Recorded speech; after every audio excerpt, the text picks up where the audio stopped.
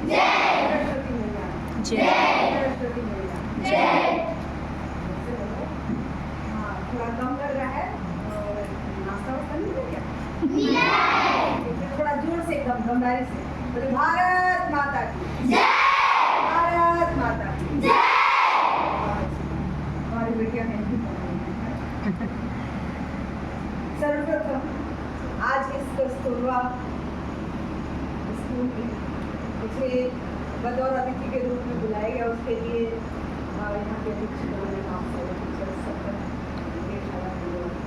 हमारे बीच में शिक्षिका मैम सिंधु दीदी भैया रश्मि मीना मैम क्या पुष्पा मैम करुणा मैम रश्मि मैम प्रियंका आप सभी के आप मुझे बोलने की इजाज़त मिली या फिर आप लोगों ने मुझे इतना समझा कि मैं आप लोगों के बीच में अपने लिए अपने तरफ से 2 शब्द बोल सकूं। और मेरे प्यारे प्यारे बच्चों, कभी भी उपलब्धियां जो हैं वो आसानी से नहीं मिलती। ये आपने सबकी कहानी सुनी, सबसे सुना ना कि आपकी जो मैम है या चाहे मैम हो चाहे भैया हो चाहे एनीथिंग एल्स, कोई भी किसी को भी आसानी से राह नहीं मिल पाया। आज आप सब यहाँ हैं, आप सबको बहुत ही अच्छा रहन सहन मिल रहा है, बहुत अच्छा खान पीन मिल रहा है। कभी कभी बच्चियों को ये भी नसीब नहीं होता।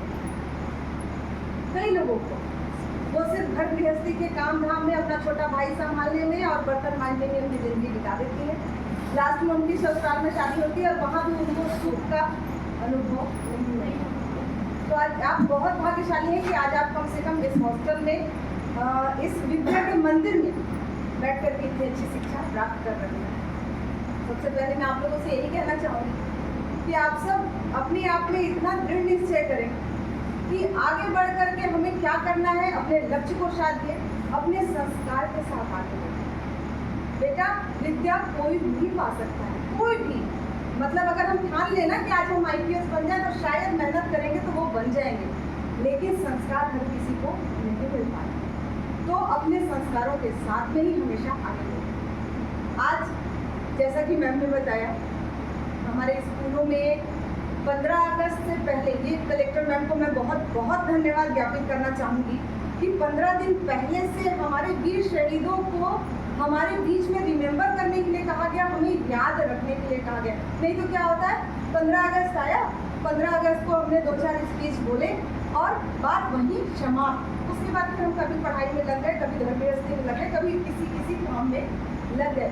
लेकिन उन वीर शहीदों को हम रिमेंबर करने का हमारे पास दोबारा समय है। इन 15 दिनों में आप जब उनकी कहानियों को सुनेंगे, उनके बारे में जानेंगे, हमारे जो संपर्क सभी यहाँ पे जितनी फोटोज लगी है लगभग आप सबको को पहचानते हैं, चाहे महात्मा गांधी जी हो, चाहे नेहरू जी हो, चाहे इंदिरा गांधी जी हो, अम्बेडकर जी हो, हमारे भगत सिंह जी हो, जितने भी शहीद लगभग आप सबको पहचानते हैं।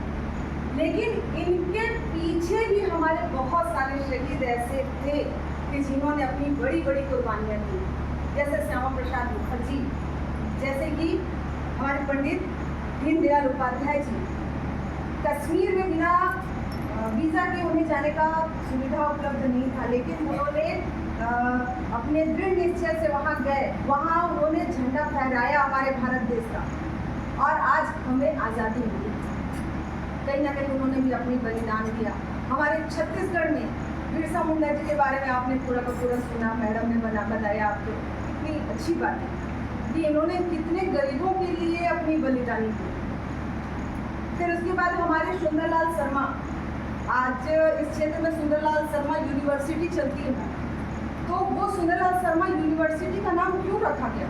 क्यों?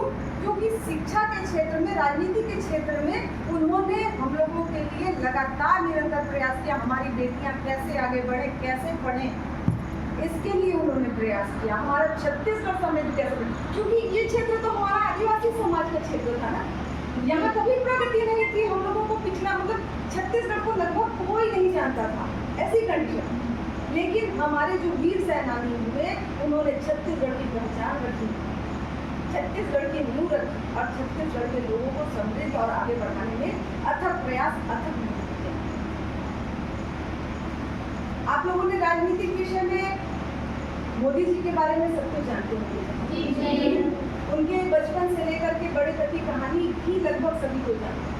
एक चाय बेचने वाला बच्चा, वो भी उनका कैंटीन नहीं था, उनका खुद का होटल नहीं था। होता है ना भाई कि मेरे बाप का होटल है, मैं तो बेच लूंगा, होता है।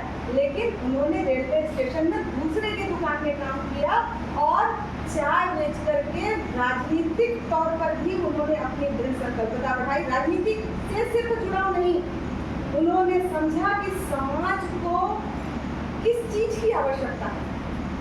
हमारी बेटियां क्यों परेशान हैं, हमारी माएँ क्यों परेशान हैं। चूल्हा में बनाती हुई माँ को जब देखा उन्होंने, उनकी आंखों से आंसू गिर रहे हैं और कहीं ना कहीं वो कल के दिन फेफड़े की पेशेंट हो जाएगी, आंखों की पेशेंट हो जाएगी। उन्होंने उज्ज्वला गैस का व्यवस्था किया। मैं राजनीतिक तौर पर बखान करने नहीं आई हूँ, लेकिन चूंकि उन्होंने देश के लिए ये बहुत बड़ी उपलब्धि दी जो शौचालय दिया।